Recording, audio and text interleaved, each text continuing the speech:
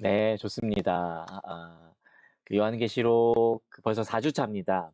4장에서 7장에 있는 말씀, 제가 이제 화면을 공유하도록 할게요. 화면을 공유하고,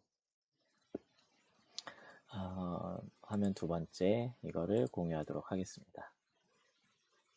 네, 됐네요.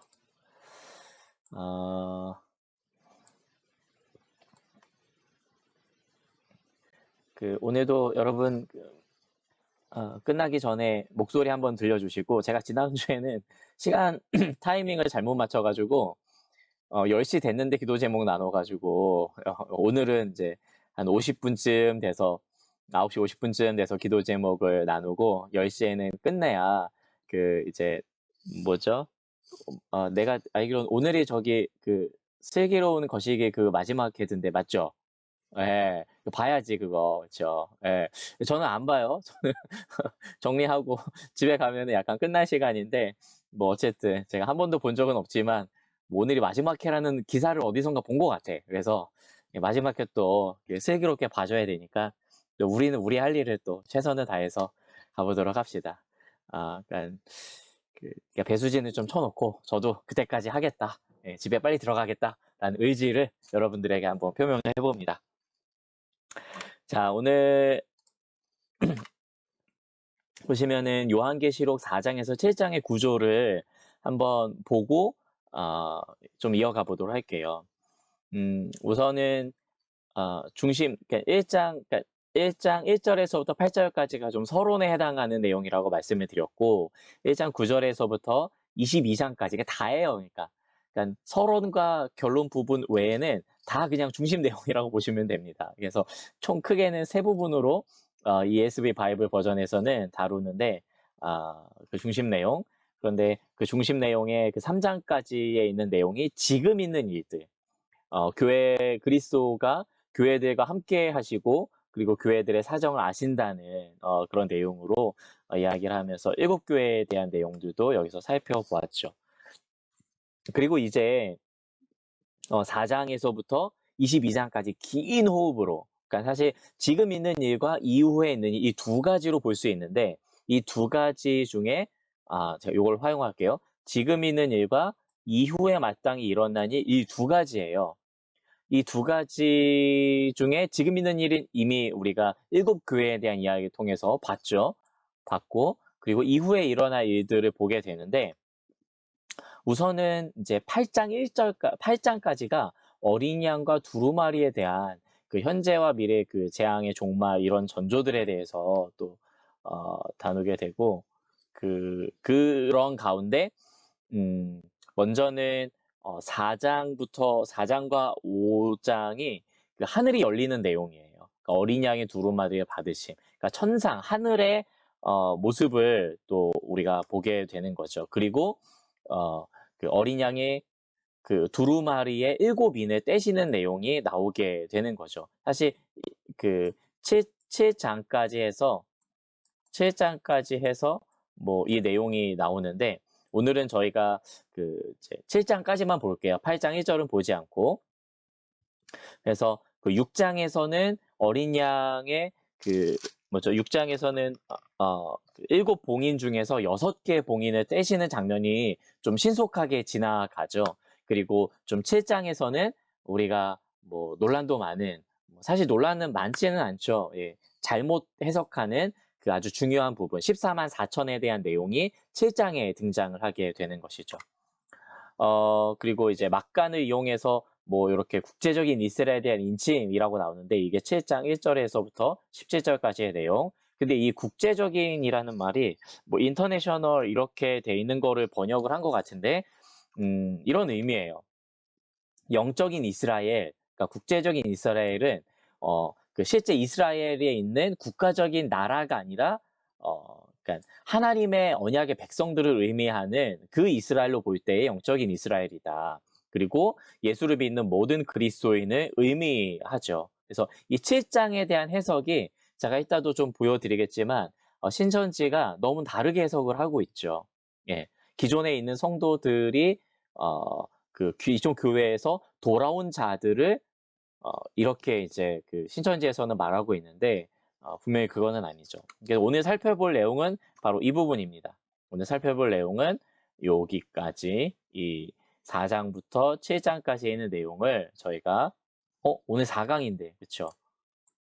쏘리. 그래서 살펴보도록 하겠습니다. 여러분 이거 보셨나요 혹시? 요한계시록에 대한 그런 메시지인데 이거를 제가 뭐죠? 화면 컴퓨터 소리를 공유하는 걸로 해놓고 한번 보도록 할게요.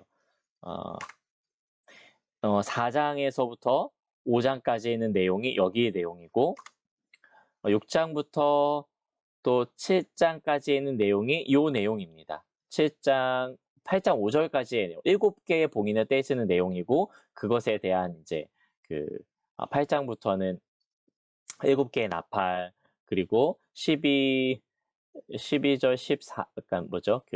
12장, 14장, 15, 16장 계속해서 7개의 내용들이 어떠한 내용들이 있는지 알려주고 있는 것이죠.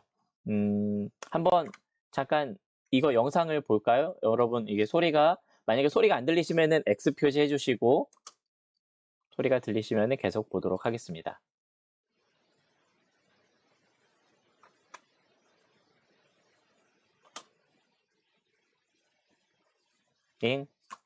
지나간 것 같아요. 제가 이거 링크를 걸어놨는데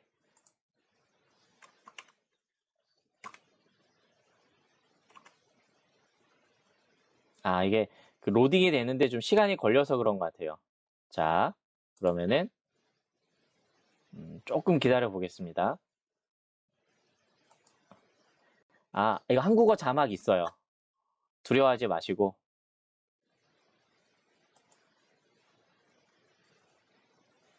네. 요 내용은 나중에 여러분들이 따로 보시고요.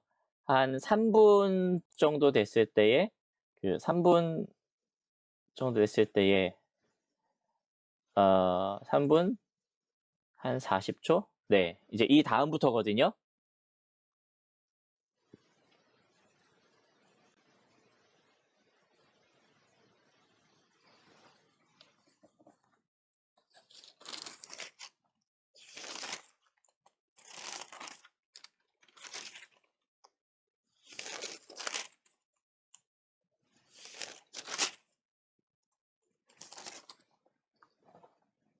사 4장과 5장의 내용이죠.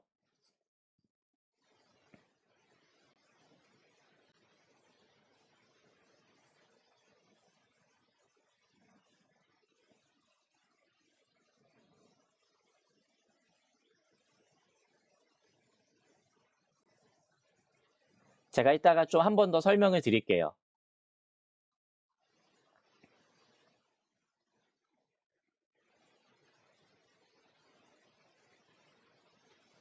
예, 메시아에 대한 전형적인 묘사라고.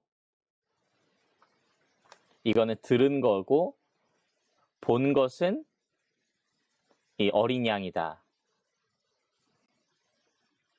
그리고 어린 양이 두루마리의 각각의 봉인을 뗄 수 있다. 이런 이야기죠.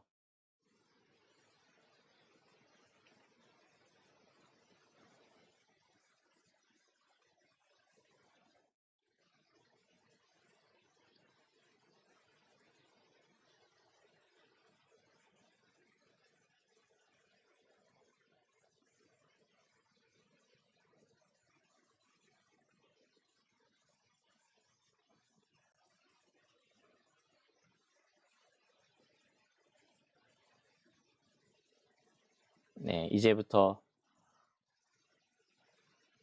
열기 시작하시죠.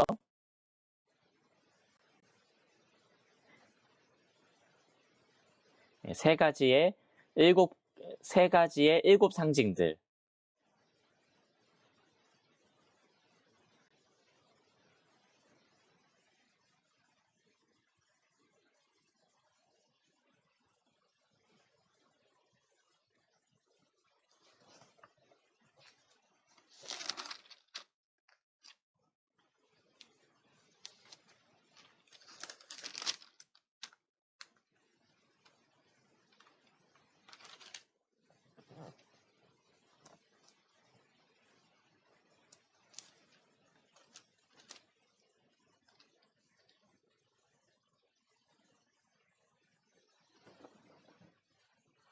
예, 이건 각각의 다른, 그러니까 시대별로가 있는 거에 각각의 다른 관점이다. 이런 이야기죠. 네, 이게 스가랴 1장에 있는 내용을 약간 반복하는 것 같은 그런 내용입니다.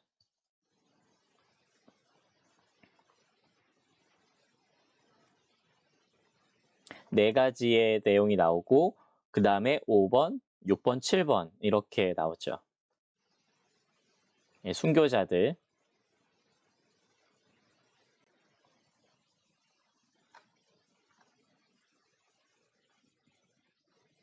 이사야와 요엘에 예언되어 있는, 예, 누가 그의 앞에 설 수 있을까? 아무도 없다. 근데 그 서게 되는 무리들이 이제 나오죠. 바로 어린 양의 군대.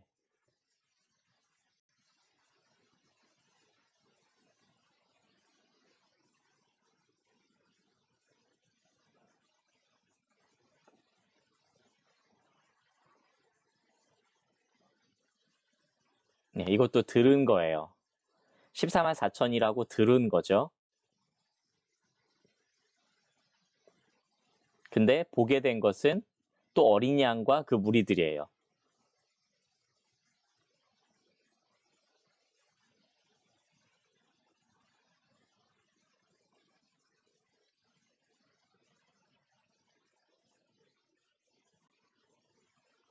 예, 바로 이들이 설 수 있다. 이런 이야기인 거죠.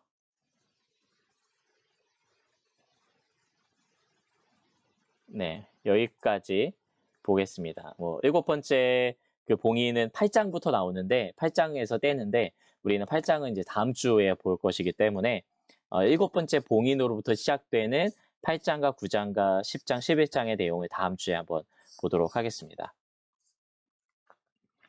어, 짠. 네. 여기에서 이게 4장에서 5장의 내용이거든요. 4장에서 5장의 내용 여러분들이 뭐 보셨겠지만 그 이제 우리가 4장에서 하늘의 예배라고 표현도 하는데 여기 이제 각각의 그 네 생물들이 나오는데 사실은 이렇게 따로 떨어져 있지는 않고요. 그냥 내 얼굴들을 그 동서남북의 내 얼굴들을 방향을 가리키는 거라고 보시면 됩니다. 좀 이따 한번 더 설명해 드릴게요.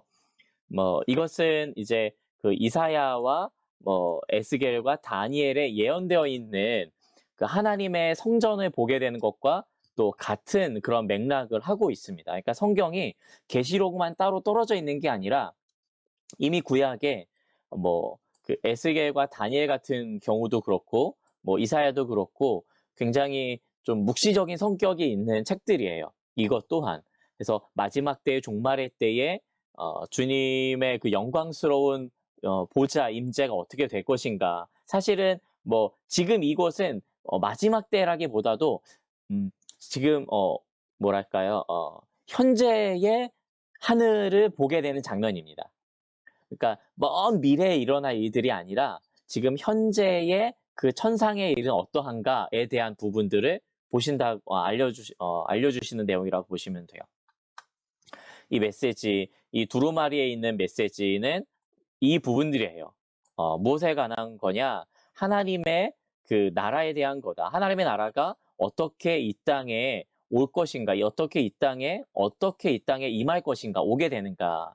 그런데 이게 뭐냐면은 하늘에서 그것이 있는 것처럼, 그러니까 하늘에서 이루어진 것 같이 이 땅에서도 이루어지기를 원합니다. 우리가 그러한 그 주기도문을 고백하죠. 그러니까 이 두루마리가 어떻게 하나님의 나라가 이 땅 가운데 오게 되는지를 기록한 내용이다. 그래서 1번, 2번, 3번, 4번, 5번, 6번, 7번 마지막 7번째까지 이제 다 뗐을 때에 그 비밀들이 풀리게 되는 것을 보게 되는 것이죠. 어린 양의 모습. 이거는 뭐 벽옥 같다, 뭐 홍만호와 같다, 뭐 이런 그 녹보석과 같다 이런 이야기들이 나오게 되는데 그것도 한번 살펴볼게요.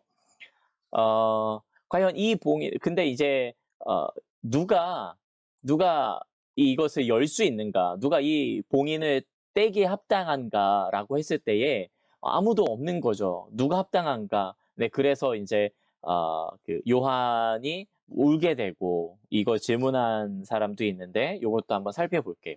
아까 얘기한 것처럼 이것은 들은 거고 본 게 이게 나눠져 있습니다. 그가 들은 거는 구약에 있는 내용들을 듣는 거예요. 말씀을 들은 거예요. 말씀을. 뭐 유다의 사자다. 그리고 뭐 다윗의 뿌리다라고 하는 것을 듣게 되는 거. 누가 이 봉인을 뗄 수 있는 건가? 예언되어 있는, 약속되어 있는 바로 그 분이다라는 것을 보게 되는 것이고, 그것이 보게 되었을 때에 어린 양이신 예수 그리스도, 그분이 이 두루마리를 봉인을 떼기에 합당하신 분이다. 아무도 이 땅에 없지만 하나님의 비밀과 하나님의 그 뜻을 펼쳐내고 풀어낼 수 있는, 하나님의 계획을 알 수 있는 알 수 있는 분은 어린 양이신, 죽임당하신, 일찍이 죽임당하신 것 같은 어린 양이신 예수 그리스도밖에 없다. 이런 고백을 하게 되는 것이죠. 그래서 죽임당하신 어린 양에 대해서 이야기를 해주고 있고요. 하나님의 나라 메시아가 어떻게 승리하고 어떻게 그의 왕국이 세워지는가에 대해서 알려주고 있죠. 그것은 바로 그 십자가를 통해서 이 세상이 악이 정복되었다라는 것을 보게 되죠. 그래서 죽은 것 같지만 죽지 않고 무덤, 이거 우리 그 옥상에도 있는 그런 그림이죠.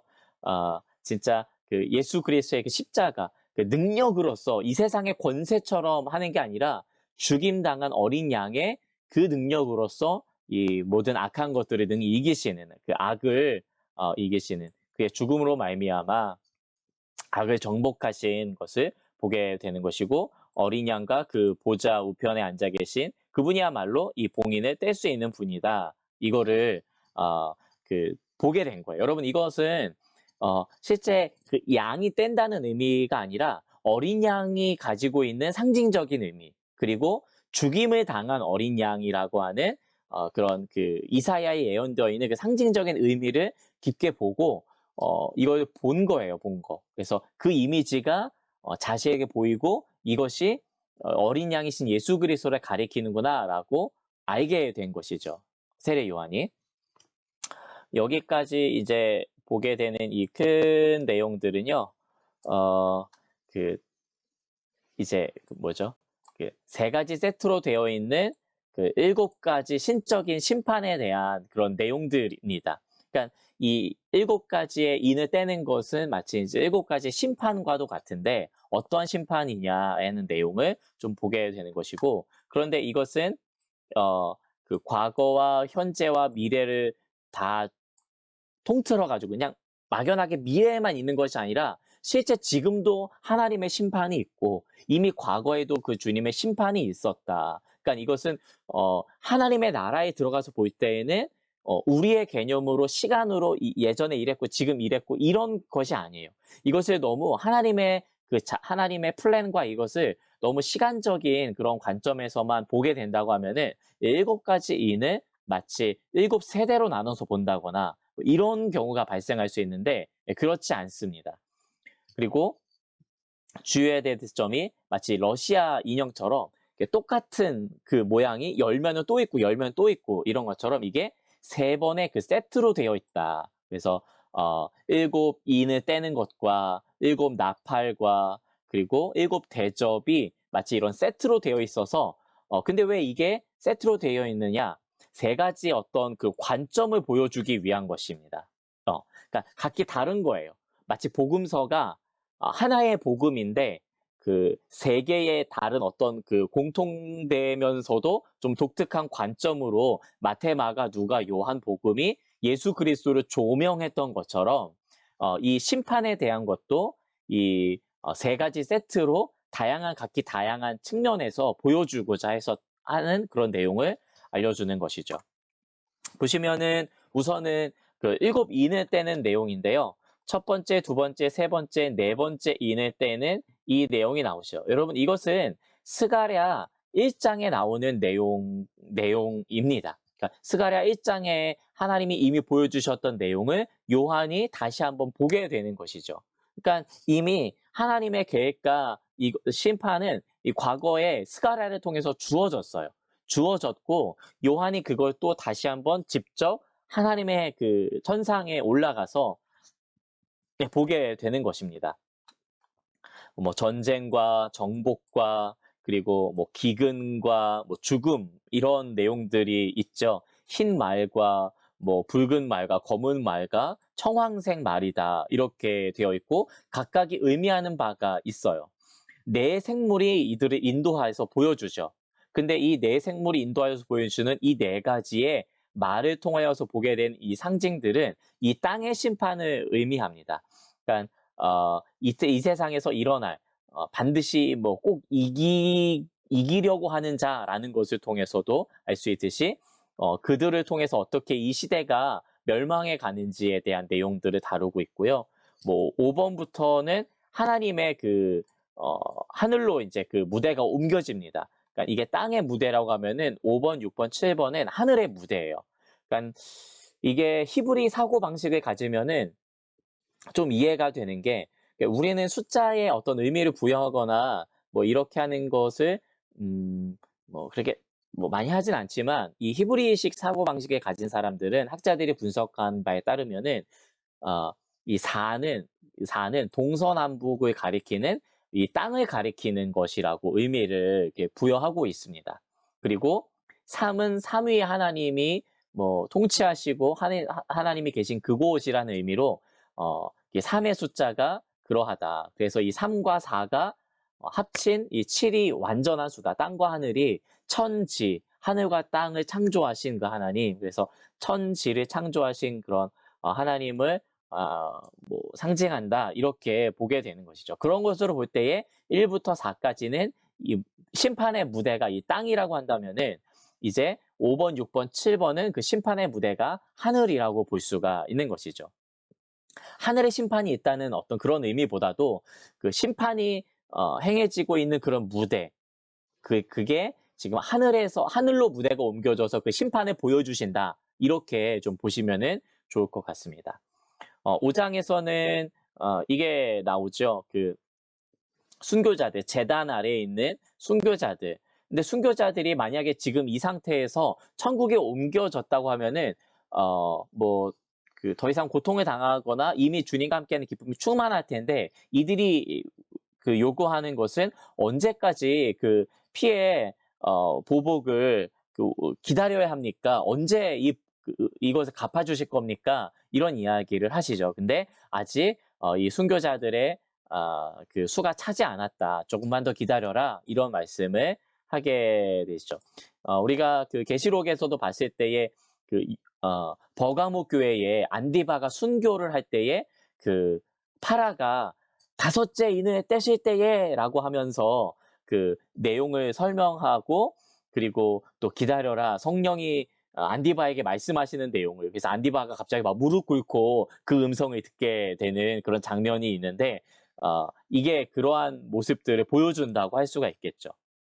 6장에서는 그 일곱 봉인에 담긴 어떤 심판의 내용을 이제 그 보게 그러니까 6장이래 여섯 번째 인을 뗄 때에는 그 임하는 어떤 그 전 지구적인 심판에 대한 전 지구적이고 전 우주적인 그 심판에 대해서 알려주고 있는 내용이 나오고 여기에는 뭐 임금들이나 그리고 또 왕족들, 장군들, 부자들과 뭐 강한 자들, 모든 종과 자유인들이 뭐 숨게 되는 그런 내용들이 나와서 누가 능히 진노의 날에 누가 능히 서겠습니까? 누가 능히 서 있을 수 있겠습니까? 뭐 이런 의미도 되고 누가 능히 하나님 앞에 심판주 앞에 서겠습니까? 아무도 없습니다. 뭐 이런 의미를 내포한다고 볼 수가 있습니다.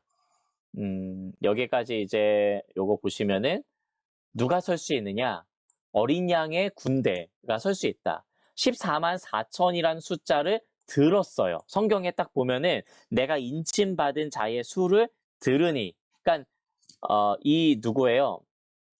요한이 센 게 아니에요. 한 명, 두 명, 세 명, 네 명 이렇게 숫자를 센 게 아니라 들은 거예요. 예. 그리고 이 14만 4천의 그 모습들은 마치 이제 그 민수기에서 전쟁에 나갈 사람들을 계수하는 것처럼 숫자를 세는데 이 숫자는 그 뭐죠? 그 12지파들의 어떤 그 군대를 세는 것을 가리키고 있고, 또 이것은 그 민수기 1장에 나오는 내용처럼 내고, 요 14만 4천의 의미는 조금 이따가 한 번 더 살펴보도록 하겠습니다. 그 이거, 그러니까 들은 것은 이거고, 그거는 무엇을 써했느냐 이거예요. 어린 양이신 예수 그리스도를 따르는 그 무리들, 어린 양이신 예수 그리스도와 함께하는 많은 이제 무리들을 보게 된 거죠.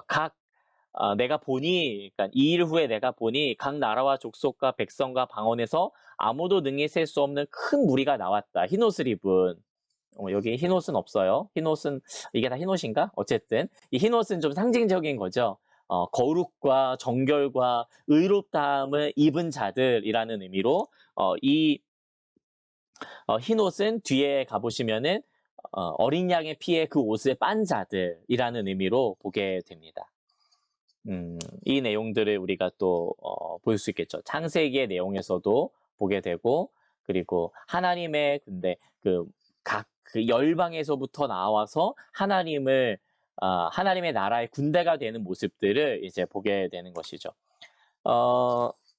살짝 요 앞부분만 좀 들어가고, 요거까지만 하고 이제 잠깐 한번 쉬도록 할게요. 하늘의 예배에 대한 내용이 바로 이 4장에 있는 내용입니다.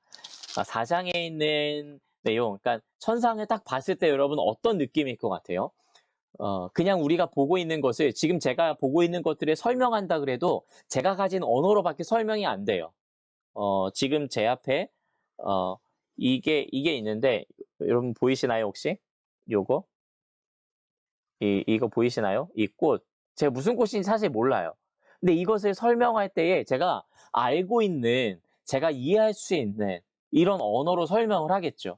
그래서 이 붉은빛, 이 손으로 고사리 같은 이 아름다운 이 뭐죠? 꽃나무 가지를 보세요. 뭐 이러면서 뭐 고사리 같기도 하고 뭐 여러 가지 비유를 가지고 설명을 하겠죠. 천상을 바라본 이 사도 요한도 이거를 설명하는데 구체적이고 디테일하고 이런 모습들보다도 마치 어떤 보석과 같다. 그런 아름다움의 모습으로 천상을 표현하는 것을 보게 됩니다. 그래서 이제 질문이 이거였어요. 질문이, 보좌에 앉아 계신 분의 모습이 붉은 보석에 비운된 이유가 무엇일까? 벽옷과 홍옷이 특별히 의미하는 게 있는가? 그리고 보좌 둘레에 비취옥 같은 무지개는 뭘까? 하나님의 영광을 상징하는 것인가? 이런 이야기들을 하게 하는데, 제가 이제 질문의 답을 이렇게 좀 적어봤습니다. 요한은 보좌에 앉으신 이의 형상은 어떤 그분의 형상을 말로 표현을 못했어. 설명하는 대신에 그 아름다움이 어떠한지에 대한 묘사로 했다. 이렇게 이제 보는 것이 맞죠. 그래서 요한은 보석의 색깔로 그것을, 아름다움을 표현할 뿐이에요. 말로 형언이 안 되니까.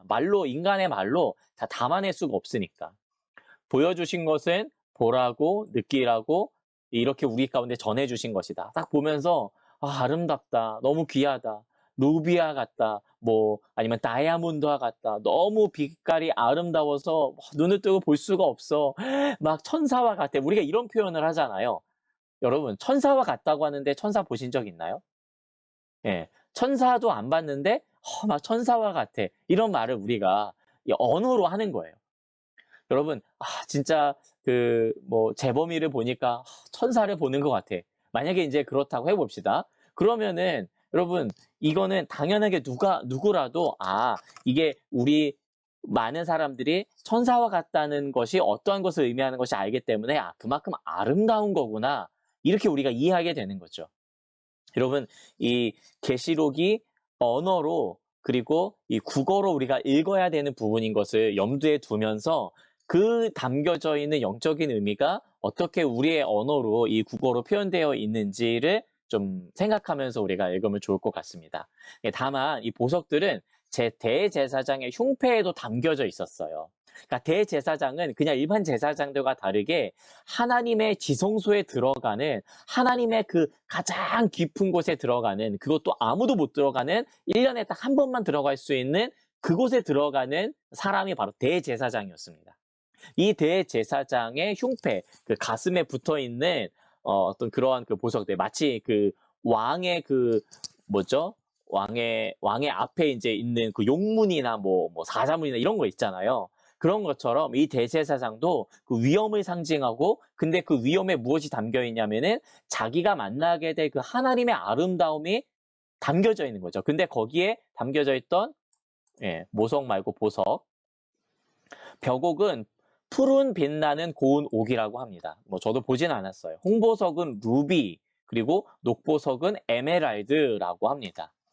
벽옥은 하나님의 거룩과 정결을, 그리고 홍보석의 붉은 빛과는 뭐 심판과 공의를, 그리고 녹보석의 푸른 빛은 은혜와 자비로 해석이 됩니다. 그러니까 하나님의 성품을 담겨내고 표현된 것이 이런 아름다운 것들로 보여지게 되면서, 아, 이 하나님의 아름다움이시구나. 대제사장이 입고 있는 저 옷이 그러하구나. 그래서 마치 어찌 보면은 이 사도 요한은 거기에서 대제사장의 그 빛나는 그 보석 같은 모습들을 하나님의 나라에서 보게 된 것, 이것이 아닐까, 뭐 이런 생각도 해보게 됩니다. 그러나 이런 해석에 뭐 매달릴 필요는 없다, 이렇게 이야기하기도 하죠. 제가 여기다 적진 않았지만 무지개는 무엇을 상징하느냐, 여러분 뭐 다 아시겠듯이 무지개는 노아의 홍수를 생각하시면 언약을 상징합니다. 하나님의 약속을 상징하죠. 그러니까 노아 때에 심판하지 않겠다라고 했던 그 모습들이 하나님께서 계속 그것을 기억하고 계시고 하나님의 언약이 신실하게 지금도 나타내고 있다. 이런 것들을 우리가 보게 된다는 것입니다. 4장에 있는 내용들 요거까지만 한번 더 가볼까요? 장로의 보좌의 개수가 24인 이유가 무엇일까요? 이 24이라고 하는 것이 이런 의미예요. 이스라엘의 12지파와 그리고 예수님의 12제자를 합친 그 숫자가 24. 그래서 장로들, 24장로들은 마치 뭐랄까요? 온 성도들을 대표하는 것이라고 보기도 합니다.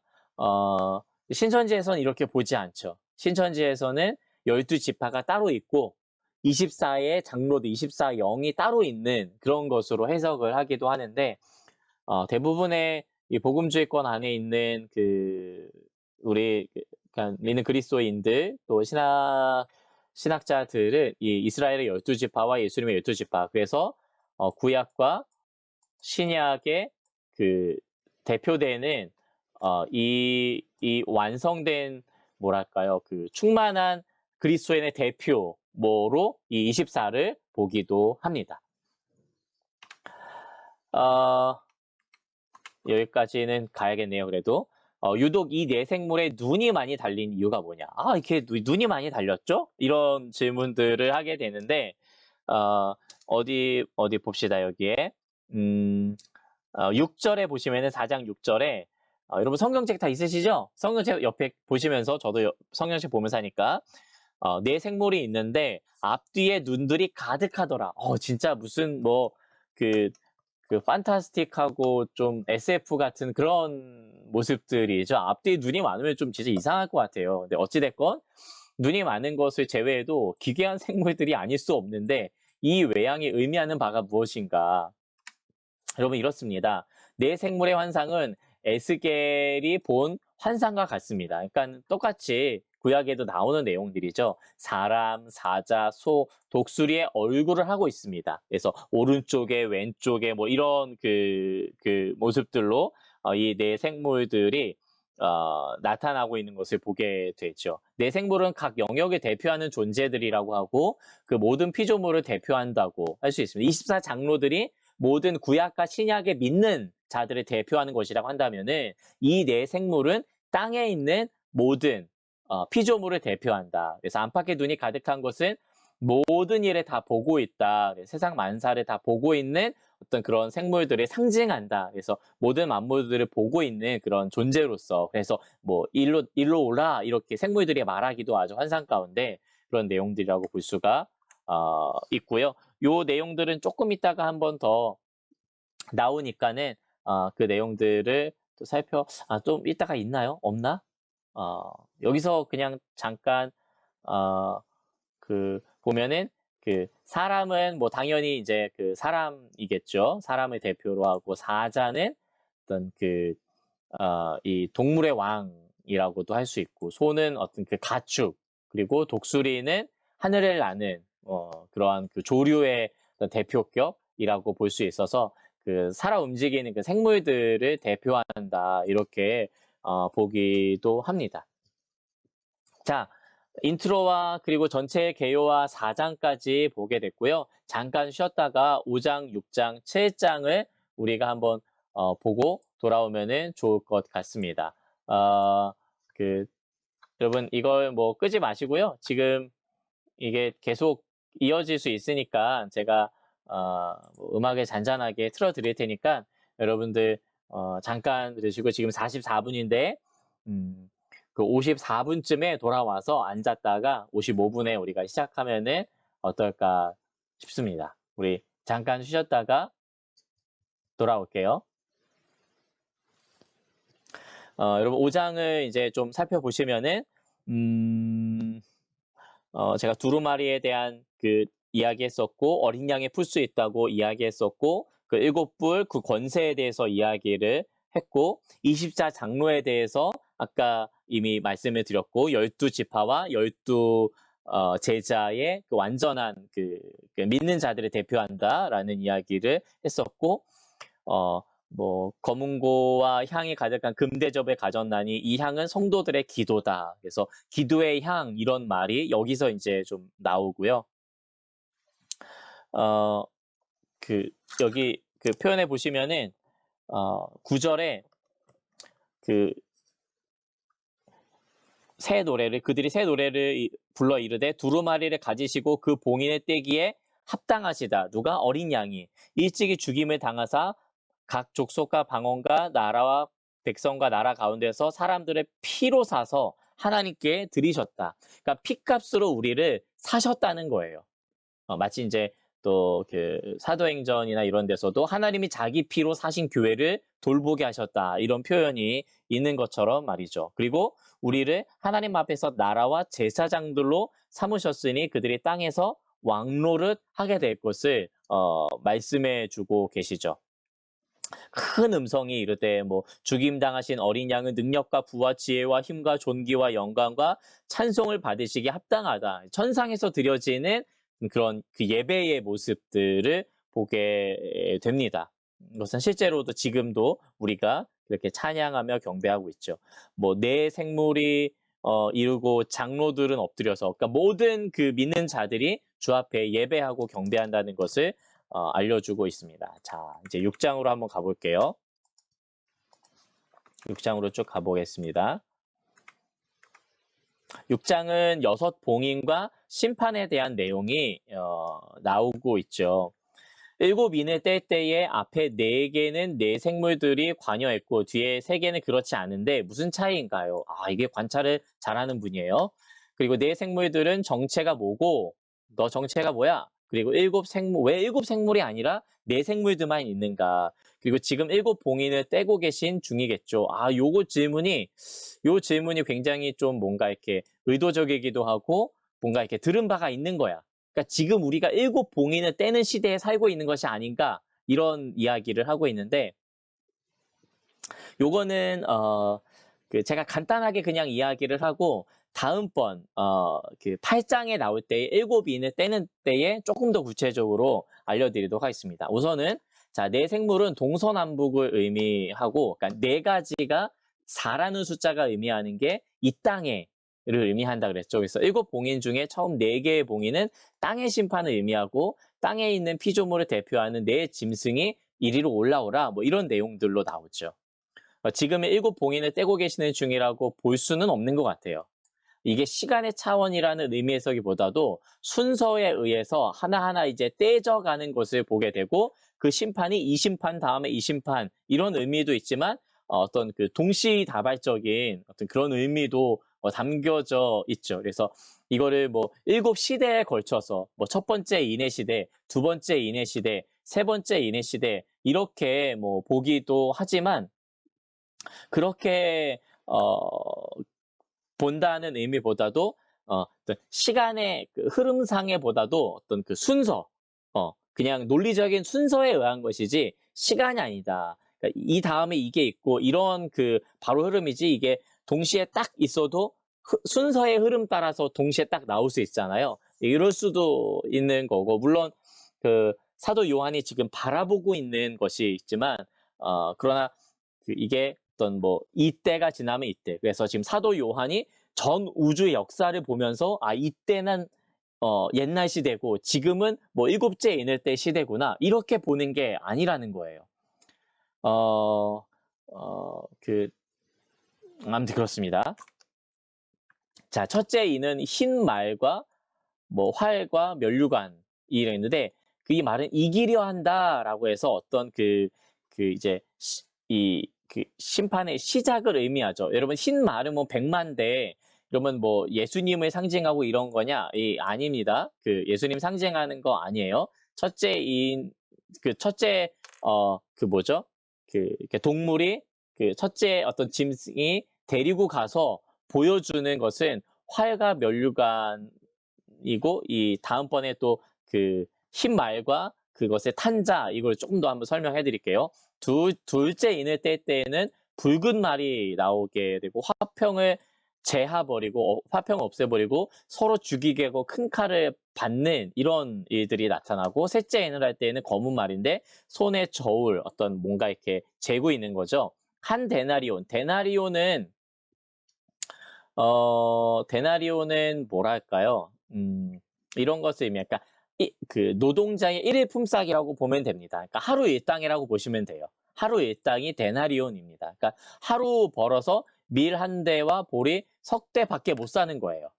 예, 아주 적은 양에 한 번 먹을 분량 뭐 요 정도밖에는 못 사는 거죠.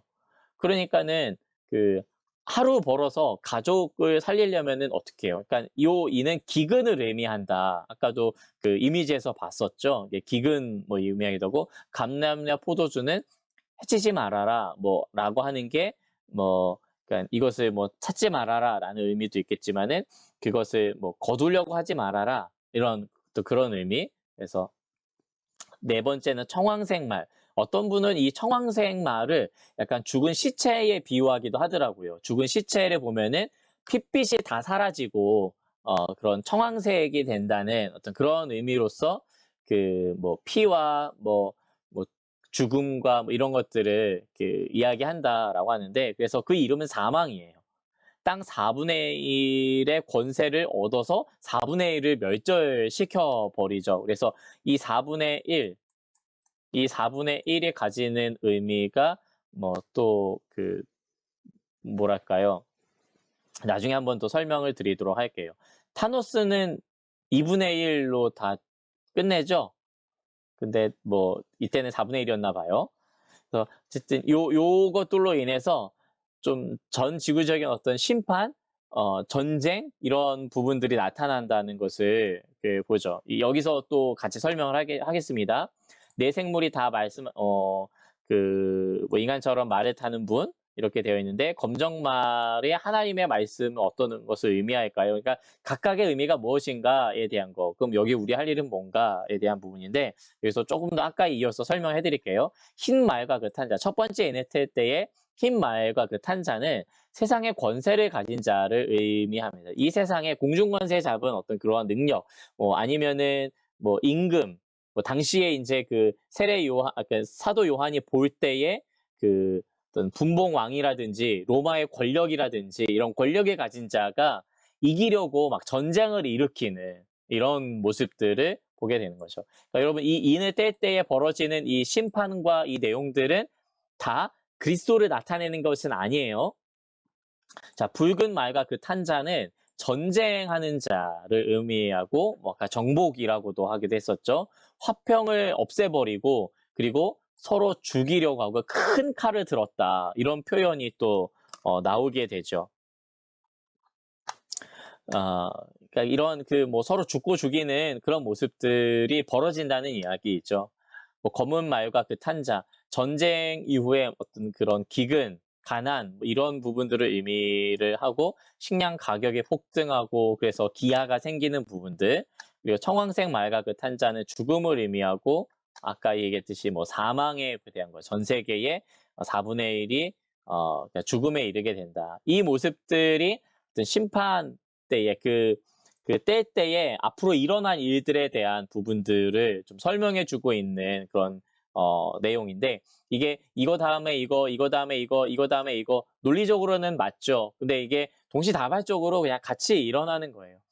그래서 어떤 시대를 가리키고 이건 어느 시대냐, 이건 어느 시대냐라고 파헤치기보다도 지금 사도 요한에게 하나님께서 그 종말의 때에 그 마지막 때에 일어나는 이 사람들이 서로 죽이게 되고 그리고 이 세상 권세가 하나님의 권세를 대적하고 무너뜨리려고 하는 이런 그 흐름으로 간다. 이런 거를 알려주기 위한 지금 모습이지 어떤 그 천상의 마지막에 타임테이블을 알려주기 위한 것이 아니다. 그러니까 저번에도 한번 말씀을 드렸죠. 어떤 타임테이블에 의해서 돌아가는 것을 의미하는 것은 분명히 아니라고 보게 됩니다.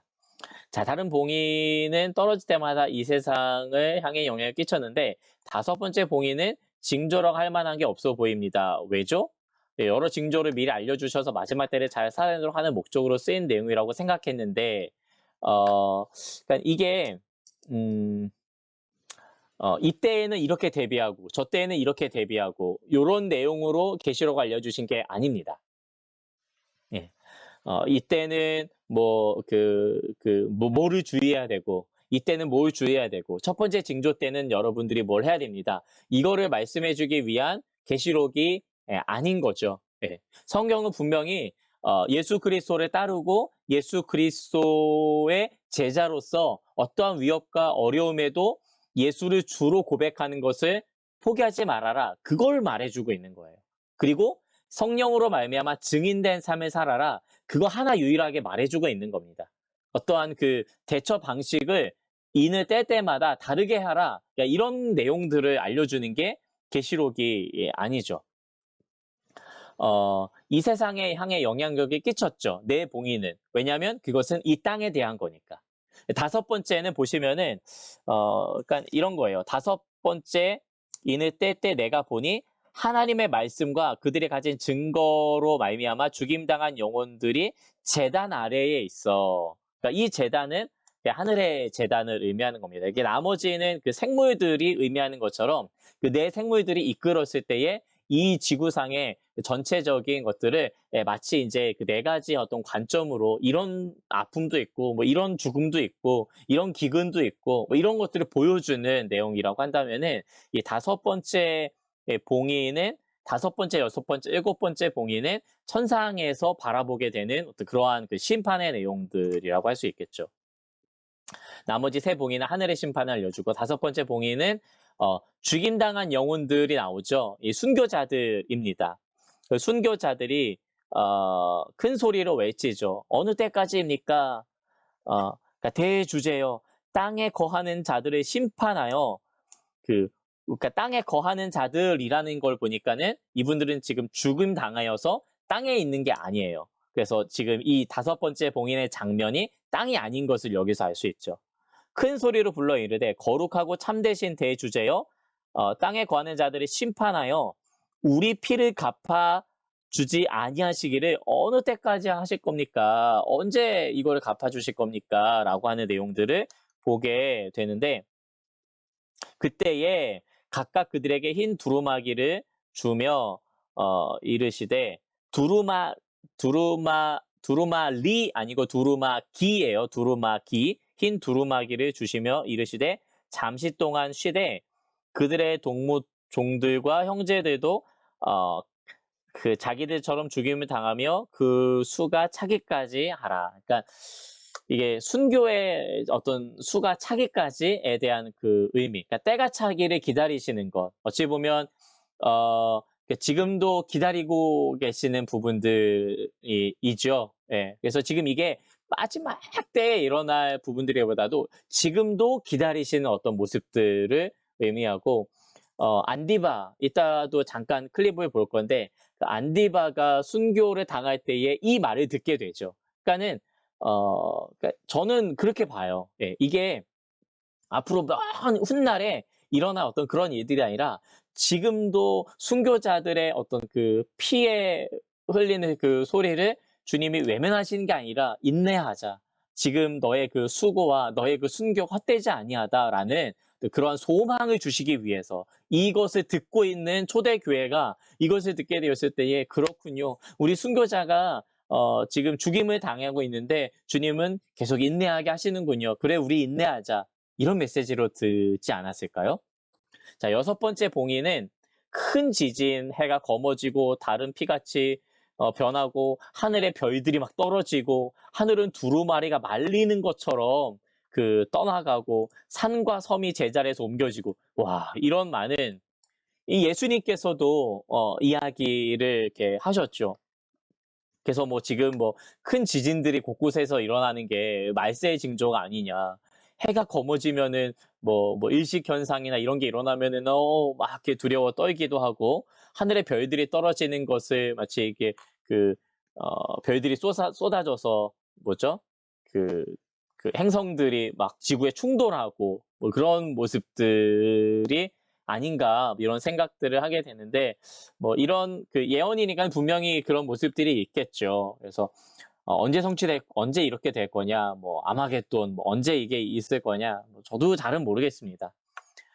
땅의 임금들과 왕족들과 장군들과 이 부자들과 강한 자들 이러한 그 이 세상에 있는 사람들을 의미하는 거죠. 그들이 말하되 진노의 큰 날이 이르렀으니 누가 능히 서게 될 것인가. 어, 그 심판 때에 그 여섯째 봉인이 풀리면서 벌어지고 있는 이 어떤 그 심판의 모습을 딱 보면서 그 모습을 보면서 누가 이때 능히 설 수 있겠는가? 아까 이야기했었죠. 누가 능히 설 것인가? 그 다음의 내용이 바로 이 일곱 번째 봉인을 떼기 전에 잠시 능히 설 수 있는 자들, 그 합당한 자들이 이 7장에 등장을 하게 되죠. 자, 천국 간 사람들 중 순교자들을 말하는 건가요? 네, 맞습니다.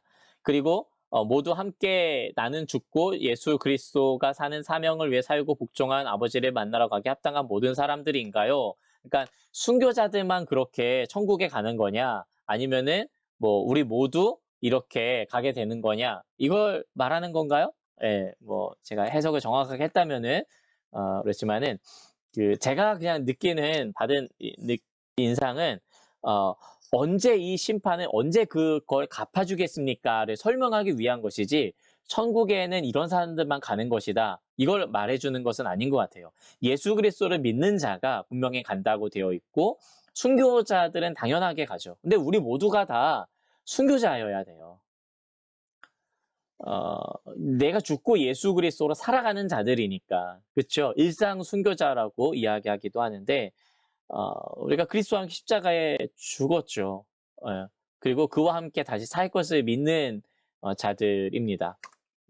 그래서 순교자들은 하나님의 말씀과 그들이 가진 증거로 말미암아 죽임을 당한 영혼들이에요. 예.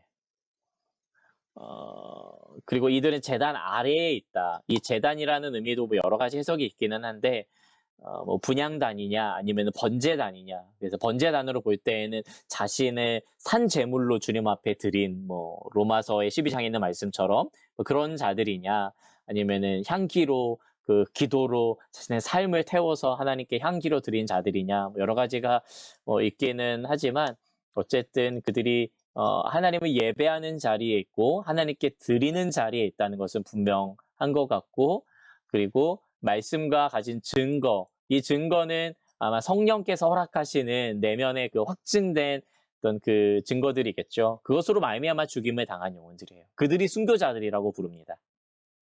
그래서 증인과 순교장 당한다는 말이 좀 같이 연이어서 나오는 것을 보게 되죠. 순교자들은 거룩하고 참되신 대주제께 우리의 피를 갚아달라는 요청을 하게 되는 내용이 이 내용들인 것이죠. 그래서 우리 모두 다 같이 주님 앞에 서기에 합당합니다.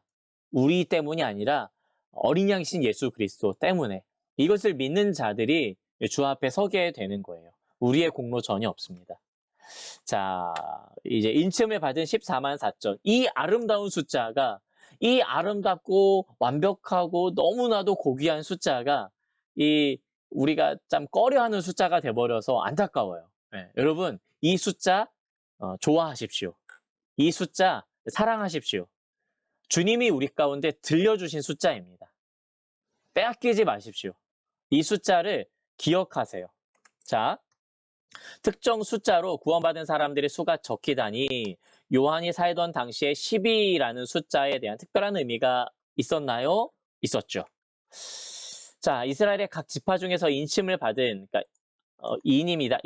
인을 치는, 그러니까 이마에 쿵 하고 도장을 이렇게 박힌 하나님의 인을 이마에 받은 자들이다. 이렇게 앞에 보게 되는 거죠. 그러니까 그 이스라엘 백성들이 이마에다가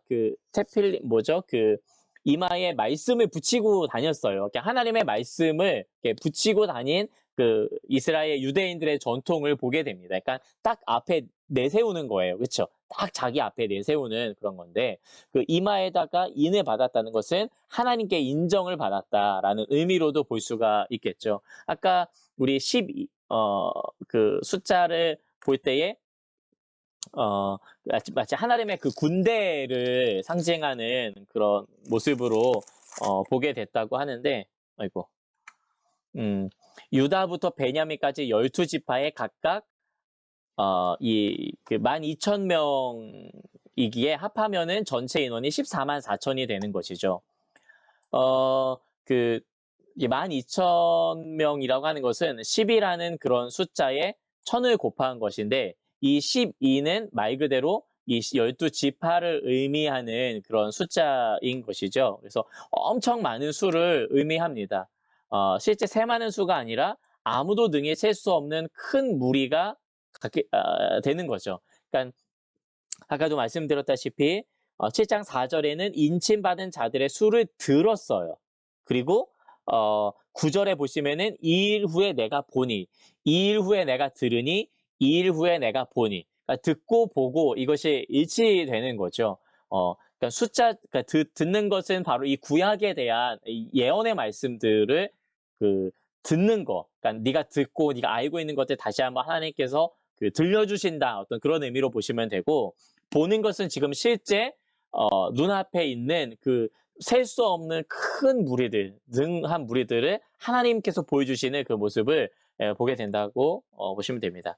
히브리인들의 숫자 2, 아까도 좀 언급한 것을 한 번 더 말씀드리면은 1은 하나님의 숫자, 그래서 우리가 첫 열매라고 하죠. 처음 것을 하나님 앞에 드리라라고 해서 첫, 1, 하나님이라는 어떤 그러한 하나의 그런 것들을 강조하고, 유일하게 하나 있다는 어떤 그런 의미. 그리고 2는 증인의 숫자라고 해서 두 사람의 증언, 뭐 이런 의미를 가지고요. 3은 하늘의 숫자, 성부, 성자, 성령. 4는 땅의 숫자, 동서남북. 7은 하늘과 땅을 합친 완전수. 10은 가득한 수, 열 손가락. 12는 하늘과 땅을 곱한 수, 완전함, 충만함, 12지파, 12제자. 이런 것들을 좀 의미한다고 하는데, 여러분, 이게 우리 가운데 반드시 천국 가기 위해서 꼭 필요한 숫자냐 라기보다도 어떤 식으로 이해하면 좋으냐면요.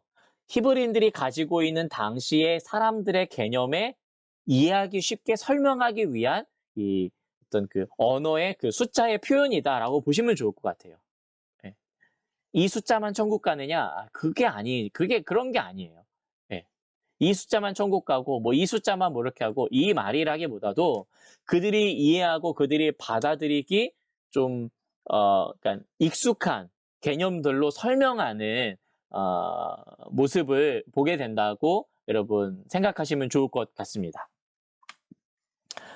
보장받는 자들이 14만 4천 명이 12지파마다 흩어진 것을 보여주시는 하나님의 마음은 무엇인가요? 이단들 신천지처럼 나누어진 것에 천국 집중 아닌 이런 이거 제가 그대로 이제 복붙했기 때문에 이거를 그냥 이렇게 좀 썼는데 12지파마다 흩어졌다는 것은 각 지파들마다 많은 숫자들이 있다. 각 지파들마다. 그런 의미이고, 사실은 흩어졌다기보다도 이스라엘 12지파를 상징적으로 보여주면서 충만한 이스라엘 숫자를 의미한다고 보죠. 흩어진 것이 아니라 도리어 흩어져 있는 열국에 있는 자들을 모으시는 거예요. 아까도 말씀드렸다시피 뭐 국제적인 이스라엘이라는 말로 이 아마 인터내셔널 이스라엘을 그렇게 번역을 한 것 같은데 그러면 이 이스라엘에 실제 지금 있는 그 12지파가 구원을 받는 거냐? 아니죠. 우린 분명히 그게 아니라고 알고 있습니다. 유대인들은 그렇게 생각하기도 하죠. 그리고 뭐 신천지나 다른 이단들이 이 숫자 가지고 좀 장난을 하죠. 딱 그에 맞게. 지금도 그 14만 4천이 넘었죠. 신천지가. 그랬는데 그 숫자에 들기 위해서 부단히도 열심히 노력하고 조금 더 올라가려고 하고 하는 그런 어떤 내부에서의 경쟁이 있는데 아무리 해야 그렇게 되지 않습니다. 그리고 왜 자꾸 그 기존의 성도들을 데리고 가는지 이거는 좀 이따가 제가 한번 설명해 드릴게요. 자, 7장 14절에서 17절. 큰 환난을 겪은 이들 어린 양의 피로 자기 옷을 빨아 희게 만든 사람인데 그래서 하나님 보좌 앞에 서 있는 사람을 그들을 위해 하나님께서 장막을 만드시고 그들의 눈물을 닦아주신 하나님, 그들은 어떤 사람들인가요? 요거를 제가 이렇게 한번 설명을 드리고 싶습니다. 각 나라와 족속과 방언에서 아무도 셀 수 없는 큰 무리가 흰 옷을 입어요. 그쵸? 이게 그 7장 9절에 있는 내용이죠. 그리고 그 무리가 큰 소리로 외쳐서 구원하심이 보좌에 앉으신 우리 하나님과 어린 양에게 있도다. 여러분, 이 내용과 아까 뭐죠? 4장에서 나오고 있는 그 장로, 24장로의 내용을 좀 같은 흐름으로 보시면은 될 것 같습니다. 그들은 손에 종려 가지를 들고 보좌 앞과 어린 양 앞에 서게 되죠. 그렇죠? 여러분 이거 뭐 떠오르는 거 없으세요? 떠오르는 거? 종려나무 가지? 예수님이 예루살렘에 입성하실 때에, 그렇죠? 예루살렘에 입성하실 때에 종려나무 가지를 들고, 그러니까 종려나무 가지를 든다는 것은 왕이 입성할 때에 주로 하게 되는 그런 상징적인 어떤 그런 표현인데, 뭐 거리 퍼레이드를 하죠. 우리 여러분들 뭐 기억 안 나실 수도 있겠지만 이거 기억하면은 뭐 진짜 옛날 사람인데 저도 기억이 안 나요. 나 옛날 사람 아니니까. 해외 나가서 올림픽에서 금메달 따고 돌아오면은 7, 80년대에 거리 막 퍼레이드하고 뭐 그러는 것들. 지금도 대통령이 취임을 하게 되거나 뭐 그런 일 있으면 퍼레이드하고 막 하는 거죠. 많은 사람들이 이렇게 막 박수 치고 막 이렇게 손을 흔들면서 하는 모습들. 어떤 그러한 모습들이 옛날에도 있었다고 보시면 되고, 특별히 종려나무 가지를 들고 왕이 오셨다는 그런 것들을 상징하는. 근데 그들은 이렇게 흔들었지만 도리어 나중에는 예수님을 십자가에 못 박고 말죠. 근데 이때의 그 흰옷을 입은 이 종려나무 가지를 들고 있는 자들은 성취된 완전한 어린 양이신 예수 그리스도를 진정으로 인정하는 그런 모습들이고, 큰 소리로 찬양을 하고, 이들은 큰 환란에서 나오는 자들이라고 표현되어 있어요. 그러니까 큰 환란을 겪은 자들이에요. 여러분 반복적으로 이야기하지만 이것을 초대교회가 들었을 때에 그들은 이 큰 환란에서 나오는 자들이다. 이들이 흰옷을 입게 되고 이들이 어린 양을 찬양하게 된다 이야기 들었을 때에 기쁘지 않았을까요? 소망하게 되죠. 아, 내가 잘 견뎌야겠구나. 내가 이것들을 능히 핍박과 환란을 견뎌야겠구나. 이기는 자에게는 이라고 하는 그런 메시지를 내가 잘 견뎌야겠구나. 그리고 어린 양의 피에 그 옷을 씻어 희게 한 자들이라는 그 표현을 보게 되는 것처럼 예수 그리스도로 말미암아 정결하게 된, 의롭게 된 자들이라는 의미를 보게 됩니다. 자, 재미있는 거 이제 들어가 봅시다. 네, 이제 한 17분 정도 이렇게 남았는데, 이것도 할 얘기가 많아요. 이것도 한 10몇 장 준비했습니다. 이제 신천지의 교리 비판 짜잔 한번 봅시다. 제가 이거 진짜 영상을 많이 봤어요. 예. 저 현혹되지 않았어요. 예. 영상 많이 봤는데 여러분들 그냥 보지 마세요. 제가 설명해 드릴 테니까 굳이 막 볼 필요 없는 것 같아. 이게 다 똑같은 얘기야. 진짜.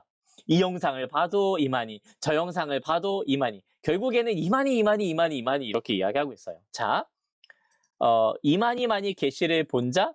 예. 이만희 계시를 본 자라고. 그러니까 신천지 유튜브 조회수 엄청나요. 진짜. 장난 아닙니다.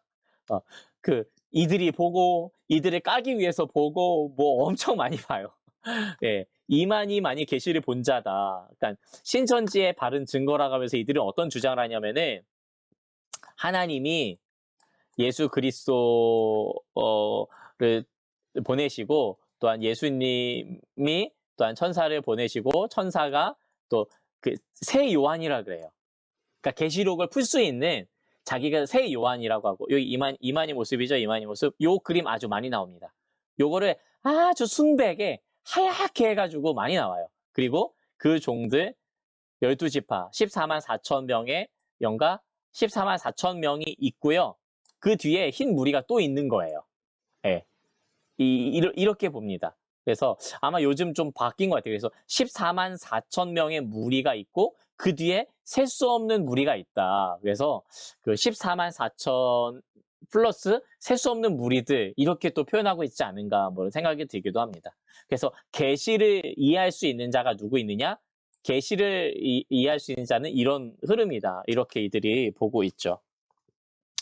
이렇게 그려놨어요. 자, 예수님의 말씀이 있는데 이건 진리의 말씀이고 하나님의 씨인데 하나님의 씨 자녀, 이 하나님의 씨를 받은 하나님의 자녀가 천국에 들어가게 되는데 이 계시의 말씀을 증거하는 사람이 바로 요따구로 생겼다. 그러니까 요런 이야기를 하고 있는 거예요. 아주 열정적으로 강의했어요. 아주 요렇게 이렇게 딱 높이 올리면서 뭐 이만희도 이러고 이게 다 요래 이렇게 하고 있어요. 약속의 목자라고 이야기를 하죠. 그래서 사건의 현장에서 계시록의 전장 사건을 보고 들은 약속의 목자. 그러니까 그 예전에 그 사도 요한이 듣고 본 것처럼 이만희만이 봤다. 그러니까 지금 한국 교회에 있는 모든 목사들 다 가짜다. 안 보고 육신의 이야기를 하는 거다. 자기 자의적으로 해석하는 거다. 오직 유일한 그 이만희만 이렇게 보고 듣고 계시록에 있는 모든 사건을 보고 들은 단 한 명의 목자다. 근데 이게 넘어가요. 사람들이. 수십만의 사람들이 넘어가는 거예요. 이거를. 왜냐하면 잘못하고 있으니까 기존의 기독교가. 여러분이 영상들을 보면은 영상들은 패턴이 똑같습니다. 처음에는 어떤 그 주제를 이야기를 해요. 그리고 이것을 여러분 한번 알아볼까요? 근데 알아보는데 한기총에 소속된 교회들을 언급하면서 여러분 여기에는 제가 그냥 딱 실루엣만 보더라도 이찬수 목사님도 보이고 송태근 목사님도 보이고 또 한기총에 속한 뭐 수많은 목회자들 근데 잘못된 목회자들도 많이 나와요. 거기에 있는 내용들을 클립으로 영상으로 따고 그러니까 얼굴 가리고 그렇게 한 다음에 이제 나중에 고소당하면 안 되니까 그러니까 명예훼손죄로 협박당하면 안 되니까 그렇게 하고 그리고 그 뒤에다가 뭐랄까요 이걸 까는 거예요. 그리고 우리 신천지 교리는 이러이러하다. 그리고 마지막에 이제 교리를 딱 비교하면서 너희들 한기총은 이렇게 이해하고 있지 신천지는 진짜 이렇게 이해하고 있어. 그러니까는 현혹되지 마세요. 그리고 이게 넘어오세요. 약간 이런 주장을 하고 있는 거죠. 이긴 자는 이만이라 그래요. 우리는 이긴 자가 예수 그리스도 끝까지 견디며 소망하며 예수 그리스도를 주로 고백하기를 포기하지 않는 자가 결국에는 이기는 자에게는 이라는 얘기로 나오는데 이긴 자는 단 한 명이라는 거예요. 길과 진리, 생명이라고 하는 천국 가는 길은 이 이긴 자인 요 한 명밖에 없다. 이게 신약의 약속의 목자다. 이런 주장을 펼치고 있는 겁니다. 너무 신기해요. 이게 넘어가요. 사람들이. 계시록을 해석하는 원리가 있는데 계시록은 이렇게 해석하세요라고 이야기하고 있는데 요렇게 본 이 요한을 새 요한인 이 사람이 봤다. 이걸 뭐 이렇게 산도 그렸어요. 네. 그래서 아주 위험 있게 권위 있게 표현했는데 교회들에게 보냄을 받은 예수님의 사자가 바로 이만이다. 예전에는 사도 요한이었다면은 지금 이 시대 그러니까 이만희가 태어난 시대에는 이만희밖에 없다. 그래서 오류가 없다. 왜냐하면 이 모든 것들을 다 보았기 때문에 있다고 주장을 하는 거예요. 천사들로부터 열린 책을 받아먹은 유일한 목자 새 요한이라고 주장을 합니다. 그러니까 새 요한이라고 이야기를 하고 있는 거죠. 이만희가 와서 계시록을 성취했다? 오늘날이 바로 계시록의 성취의 시대라는 거예요. 이들이 말하는 주장입니다. 그래서 신천지 약속의 목자인 그래서 이제 여기에 있는 모든 이 계시의 말씀들을 풀어서 설명하고 그래서 이것들 이렇게 뭐죠? 실제적으로 이렇게 행하는 말씀을 증거하는 사람이 이 이만희라고 이 주장을 하고 있는 겁니다. 기존 교회는 모두 가짜라는 거예요. 기존의 신학교가 모두 사단의 회당이라는 거예요. 니골라 당이라는 거예요. 니골라 당에 빠져 있다는 거예요. 사단의 목자이고 거짓말이고 거기에 이 마귀의 잘못된 그 말들을 전하니까는 지옥에 빠지는 마귀의 자식들이 되고 참 목자인 이 이만희만이 진짜를 말하고 진짜의 말을 받아들이는 사람만이 천국에 가는 하나님의 자녀가 된다는 이야기를 하고 있는 겁니다. 24장로 24영이라고 이야기를 여기 하고 있죠. 그리고 12지파와 12지파장 이렇게 입맞은 육체들 이거를 그렇게 강조하는 겁니다. 이렇게 딱 줄 세워놨죠. 이렇게. 네. 이렇게 이야기를 하고 있어요. 14만 4천은 기존 교회에서의 탈주자들이라고 합니다. 그러니까 이들은 믿지 않는 사람 전도 안 해요. 하나님의 말씀을 깨닫고 각 교단에서 나오는 사람들이 바로 14만 4천의 숫자라는 거예요. 이런 주장을 하고 있습니다. 그리고 각 교회들 그리고 기존의 교회들의 아까 제가 하늘의 수, 땅의 수, 완전수에 했었는데 이거 자체를 주장한다 그러지 않았어요. 이렇게 이해하고 있는 사람들에게 이렇게 이해할 수 있도록 그들의 언어로 설명을 하는 거예요. 한국어로 마치 우리 가운데 복음이 증거되는 것처럼. 근데 이들은 교회가 모여서 이룬 그 교단을 족속이라고 해석을 하고 교단마다 다른 교리를 방언이라고 교단마다 뭐 이런 말도 하고 저런 해석들도 하는데 그거를 방언이라고 이야기를 하죠. 여기에서부터 탈출해라. 근데 이게 정말 말이 안 되죠. 왜냐하면 각 나라와 족속과 방언에서 모인 자들이 하나님을 찬양하게 되는 건데 이들은 이 각 나라 족속과 방언이 각 교회에 잘못되어 있던 사람들 그 무리들 거기서 나온 사람들을 족속이고 거기서 나온 사람들이 이렇게 하나님을 찬양한다. 이게 앞뒤가 안 맞아요. 족속과 방언이 찬양을 하게 되는데 족속도 틀렸다고 하고 방언도 틀렸다고 하면서 결국엔 그들이 또 찬양하게 된다. 이런 이야기를 하고 있는 것이죠. 14만 4천 따로 흰옷 입은 자 따로 그래서 영적 새 이스라엘의 12지파를 새롭게 창조하게 된다. 그러니까 한 명도 없잖아요. 그러니까 새로운 나라에 갈 사람이 아무도 없어. 근데 이만희가 1호야.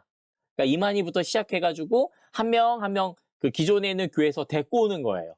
구출해내는 거야. 구출해내서 새로운 영적인 12지파를 창조해낸다는 것이 이들의 주장이에요. 그래서 그 수가 14만 4천이라는 이야기이고 그래서 전국을 이렇게 나눠놨죠. 흰옷을 입은 큰 무리는 이 14만 4천 명이 아닌 다른 거라고 얘기를 해요. 14만 4천 따로 있고 흰옷을 입은 큰 무리 따로 있다고 이분은 그렇게 주장을 하더라고요. 땅의 4분의 1의 죽음이 한기총은 뭐 전 지구적인 뭐 보통의 경우에 우리가 이 5번째 인을 뗄 때에 이렇게 말을 하는데 신천지에는 땅 4분의 1의 죽음이라는 것은 배도한 7금초대 장막성도 여러분 7금초대 장막성도는 7교회 나오죠. 그 7교회가 지금 우리 한국 교회들이라는 거예요. 이들은 이렇게 주장합니다. 7금초대 장막성도 이거 다 틀렸다. 너희들이 이 4분의 1의 0이 죽는 거다. 그러니까 기존에 있는 그 교회들의 4분의 1이 죽을 거다. 이런 주장을 하고 있고 그래서 뭐 요게 4분의 1이에요. 하나, 둘, 셋, 넷. 이게 죽는다는 이야기를 이렇게 그림으로 표현하고 있어. 7금초대 장막 성도는 뭐 기존에 있는 그 기존 교회들이라고 하고 여기서부터 건져냄을 받는 게 그 신천지라고 이들이 주장을 하고 있죠. 여기는 이제 제가 2강 때 강의한 내용입니다. 여러분 기억하시나요? 요한계시록의 전체 메시지를 신천지식으로 해석하지 말아야 돼요. 전체의 메시지는 하나님이 승리하신다는 그거 한 가지 보여주고 싶은 거예요. 네. 그리고 하나님이 승리하시기 때문에 힘을 내라 얘들아 라고 이것을 알려주기 원한다는 겁니다. 현재의 삶이 얼마나 어렵고 절망적으로 보이든지 간에 예수 그리스도께서 그 원수들을 물리치시고, 여러분 어떻게 물리치셨죠? 십자가로 물리치신 거예요. 십자가를 통해서 굴복당하는 것 같고 죽임당한 것 같지만 사망 권세를 이기신 예수 그리스도, 우리는 그분을 따르는 겁니다. 자기 백성을 구하며 그의 창조 세계를 회복하러 다시 오실 것을 우리에게 알려주시죠. 이 내용들이 요한계시록의 내용입니다. 결국엔 이 세상이 심판을 당하게 되고, 그리고 그분으로 말미암아 예수 그리스도를 믿고 따르는 그런 자들의 온전한 회복을 이야기해주고 있죠. 언젠가 하나님은 악을 심판하시고 새하늘과 새 땅에서 자기 백성과 함께 살 것을 알려주고 계시죠. 전체 메시지 이렇다는 것, 어떤 종말의 프로그램이나 어떻게 진행되는가, 이것이 관심이 아니에요. 예. 약속대로 모든 민족에게 복음이 전해지면 내가 속히 오리라는, 이 파루시아가 내가 속히 오리라는 말이거든요. 파루시아의 약속이 성취되는 여정에 교회가 참여하도록. 그래서 7인을 뗄 때 우리 뭐 해야 돼요? 둘째, 첫째 이때 뭐 해야 돼요?가 아니라 그것들은 심판을 어떤 어떤 순서적으로 시간이 아닌 논리적인 순서에 의해서 하나의 그 큰 흐름에서 이 땅을 무대로 하고 하늘을 무대로 하는 그런 상징을 보여주는 것이고, 궁극적으로 우리는 주님의 다시 오심을 기다리면서 그것을 소망하면서 지금 이 땅에서 예수를 주로 고백하며 살아라. 이거 하나 알려주고 있는 겁니다. 다른 거 아니에요. 요한계시록은 어찌 보면은 모든 성경들을 지지하면서 모든 성경들의 내용이 진짜고 그것이 성취될 거고, 그로 인해서 하나님의 약속이 변함없기 때문에 여러분들 힘내십시오. 이 말을 하고 있는 겁니다. 아마 그래서 피해야 될 두 가지는 완고한 무지, 광신적인 집착, 그거 하나로 모든 것을 막 풀어내려고 하는 이것들을 버려야 된다는 거예요. 그리고 우리가 따라야 될 한 가지는 문맥을 따라 이것을 읽어야 된다. 이 문맥이라는 것은 글이나 문장에 표현된 의미 앞뒤 연결이기도 하고, 그때 당시의 시대적인 상황들, 정황들, 그리고 성경 전체의 그 문맥에서 함께 읽어야 된다고 말씀을 드렸죠. 여러분, 이것이 우리가 해야 될 그러한 그 성경 읽기의 방법입니다. 제가 그런 생각을 가져봤어요. 왜 그렇게 사람들이 이렇게 종말론에 관심을 많이 가지게 될까? 왜 그렇게 사람들이 이 종말의 프로그램과 이 종말에 대한 시스템에 심취할까? 이런 생각들을 가져서 제가 몇 가지 그냥 나름대로 한번 생각을 해봤어요. 이거는 나중에 한 번 더 말씀을 드릴게요. 좀 더 구체적인 거는 그때, 지금 그냥 언급만 하고, 나중에 한번 제가 좀 더 연구해서 한번 알려드릴 수 있으면 그때 또 구체적으로 알려드리고, 일단 제가 생각한 것들은 세상에는 우리가 이해할 수 없는 일들이 너무나도 많이 일어나기 때문에, 이런 음모론과 그리고 이러한 뭔가의 좀 심취하는 이 종말의 시스템과 이런 것들에 빠지는 것은 아닌가. 그리고 무엇인가 숨겨진 이야기를 밝혀내는 거를 너무나도 좋아해요, 사람들이. 그렇죠? 이런 것들 저런 것들 숨겨진 이야기를 막 알게 되는 것들을 너무나도 좋아하죠. 연예인 누가 실제로는 알고 보니까 이랬어. 이런 이야기들이, 이 가십거리들이 넘쳐나죠. 내 옆에 있는 사람들을 어떻게 사랑하고 뻔히 드러난 것들을 우리가 행하지는 않고 드러나지 않은 것에 몰두하는 이 인간성의 모습들이 드러나는 현상들은 아닐까 생각도 해보게 되었고요. 속이고 감추고 거짓을 말하면서 자신의 이익을 추구하는 사람들이 많기 때문에, 왜냐하면 그것에 몰두하죠. 그리고 그것을 집착하게 돼요.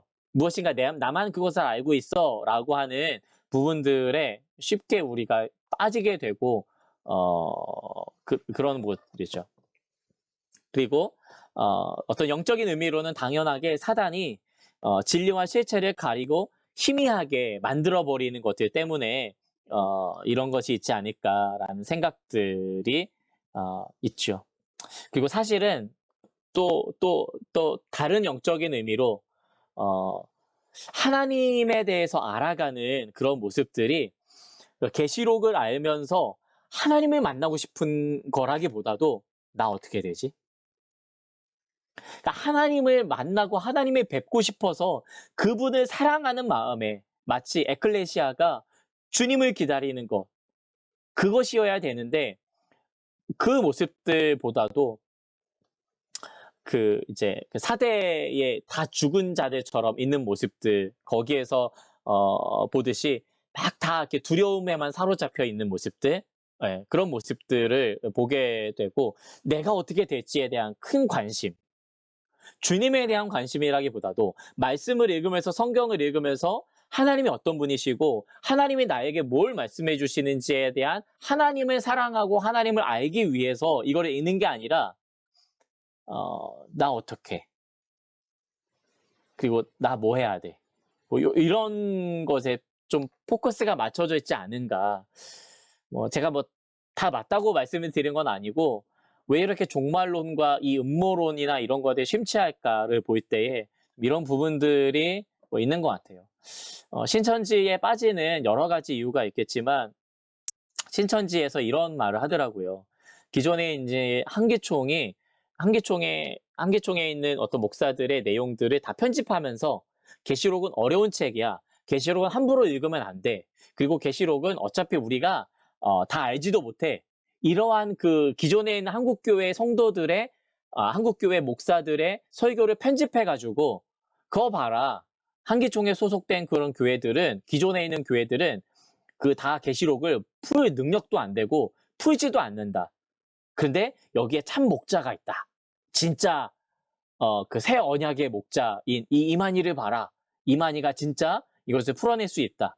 이렇게 왜냐하면 이만희는 봤고 그 한계총에 속한 교회들은 보지 않았으니까는 모르고 실제로 모른다고 이야기하고 있으니까 제가 이걸 보면서 참 부끄러웠어요. 진짜로. 여러분들한테도 좀 목사로서 미안하고 왜 말씀을 제대로 가르치지 않았을까? 왜 성령이 우리 안에 계시고 그리고 이 모든 것들을 진리의 영이 오시면은 생각나게 하시고 깨닫게 하신다고 하는데 왜 우리가 성령을 의지하지 아니하고 왜 부지런히 가르치지 않았을까? 이런 생각을 해보게 됐습니다. 그래서 여러분께 미안하기도 하면서 한편으로는 너무 고마워요. 네, 정말로. 저도 요한계시록을 뭐 여러 번 읽었지만 지금 요한계시록을 강의하는 거는 제 인생에서 처음입니다. 설교는 뭐 많이 했지만 강의로는 이렇게 해본 적이 없어요. 저도 왜 안 했을까 그런 생각을 해보면은 저도 좀 제쳐놨던 것 같아요. 참 부끄럽고 그런데 여러분 덕분에 또 이렇게 강의도 하게 돼서 제 강의도 누군가가 목사님 이거 좀 해주셨으면 좋겠어요. 제가 참 그분한테 너무 고마운 마음을 진짜 가지고 있는데 그분뿐 아니라 그리고 여기에 있는 모든 분들 때문에 제가 더 여러분들한테 잘 가르치려고 하고 있습니다. 여러분 진짜로 어떤 종말의 시스템이나 그 프로그램이나 그때 나는 뭐 하지? 그러니까 나는 어떻게 될 거야? 여기에 집중하지 마시고 우리가 진짜 어린 양이신 예수 그리스도 그분이 무엇을 하셨는가? 그분은 어떤 사랑이신가? 그러니까 그분께 초점을 맞추고 천국에 가는 이유가 그분을 만나기 위해서 가는 거잖아요. 하나님 만나고 싶어서 천국 가는 거지. 뭐 그 이 땅의 삶이 피곤해가지고 그냥 빨리 천국이나 가야겠다. 그런 거 아니잖아요. 하나님 너무 사랑하는 거잖아요. 하나님 없으면 천국이 아닌데 하나님 없어도 좋은 것만 있으면은 천국이라고 여기는 이 세상과 우리가 다를 바가 무엇이 있는가. 그리고 이것을 우리가 좀 돌이켜 봐야 될 것입니다. 순교자의 노래 여러분 이거 아십니까? 뮤지컬 요한계시록과 함께 그 더 깊이 읽기 버가모 네. 여러분 이게 있어요. 그 지금은 이제 버가모까지 나왔더라고요. 그러니까 세 개의 교회가 나온 거죠. 앞으로 이제 네 개의 교회가 더 나오는데 어, 이 마지막에 이 안디바의 그 순교의 장면의 그 모습을 같이 한번 보시고 영상이 좀 끊길 수도 있다고 하지만 한번 보시고 마무리하도록 하겠습니다. 네, 잘 들으셨죠? 이 음성도 나왔죠? 네, 음성도 나왔죠. 어,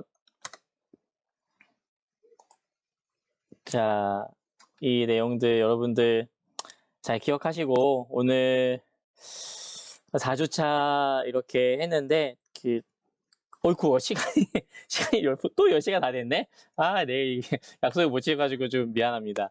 그러면 기도하고 마치도록 할까요? 제가 기도하고 마치도록 하겠습니다. 하나님, 오늘도 주의 말씀을 듣는 것이 우리의 큰 기쁨입니다.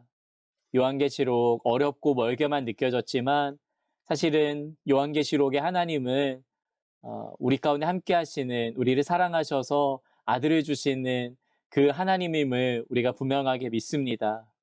우리가 말씀을 읽으면서 나는 어떻게 해야 되지? 내 앞날은 그리고 나는 어떤 플랜을 세워야 되지? 이런 고민을 하기보다 우선적으로 주님을 먼저 알고 싶고 주님을 사랑하며 주님과 함께하고 싶은 그 마음을 고백합니다.